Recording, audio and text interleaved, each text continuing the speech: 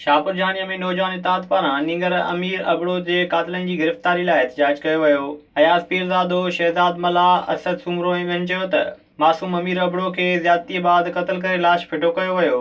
दर्दनाक वाक़ियो असांजे शहर दौलतपुर में पेश आयो। अमीर अबड़ो जो जेको उनखे बेइंतिहा इहे सां ज़्यादती करे क़त्ल करे लाश क़ब्र अमीन शाह क़ब्रिस्तान में उछलायो वियो।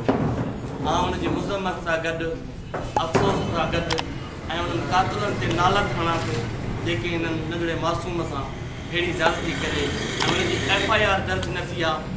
मुतालबो कयां थो चीफ जस्टिस ऑफ पाकिस्तान खां, वज़ीर आज़म इमरान ख़ान खां, वज़ीर आला सिंध खां ऐं सुप्रीम कोर्ट ऑफ पाकिस्तान खां त इन्हनि सां इंसाफ़ कयो, अमीर अबड़ो जा कातिल गिरफ़्तार कयो। गिरफ़्तार न थी सघिया आहिनि। एसीपी दौलतपुर, DSP दौलतपुर ऐं जेके वसवारा आहिनि उन्हनि खे मुतालबो था कयूं त अमीर अबड़ो जा कातिल गिरफ़्तार कयो। हिननि जा वारस जेॾीमहिल थाणे ते पुॼनि था त उन्हनि खे धिका ॾिना था वञनि। जीअं उते बाअसर माण्हू आहिनि जेके हिन जा कातिल आहिनि, ज़ाहिर बि आहिनि त पुलिस गिरफ़्तार नथी करे। असां IG Sindh, chief of army ऐं वसवारनि खां मुतालबो था करियूं त जल्द खां जल्द हिन जा जवाबदार गिरफ़्तार करे।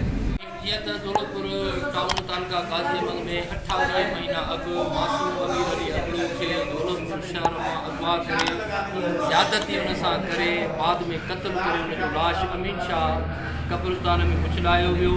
हिन महिल ताईं हुनजा कातिल गिरफ़्तार न थिया आहिनि। हुननि चयो त 28 ॾींहं गुज़रण बावजूदि SHO दौलतपुर कातिल गिरफ़्तार न कया आहिनि। अॻवाननि मुतालबो कयो त नींगर अमीर अबड़ो जा कातिल गिरफ़्तार करे वारसनि सां इंसाफ़ कयो वञे। विज़िट कयो अवामी आवाज़ मीडिया ग्रुप जी वेबसाइट awamiawaz.pk